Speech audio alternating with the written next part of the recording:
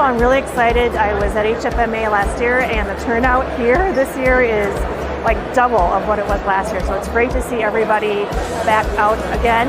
A lot of what we're showcasing here is how data can be used to improve the economics and the healthcare for everyone across the ecosystem. So we have solutions and systems and tools that not only allows to check eligibility and do patient payments and submit claims, and then do all the analytics on how that process is working, but also has the data that can be used across all of Inovalon's systems that can come together to help with value-based contracting and all the things that data can be used for. So a lot of the challenges that they're facing are, similar to what we're seeing across all industries, but staffing issues, staffing shortages, low margins, particularly in hospitals.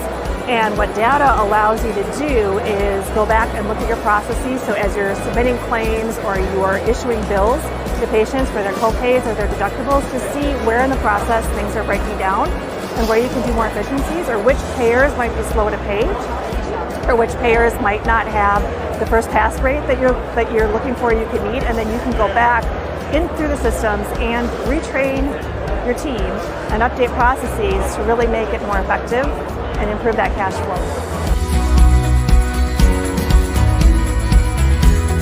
I really think we're going to talk next year about virtual nursing.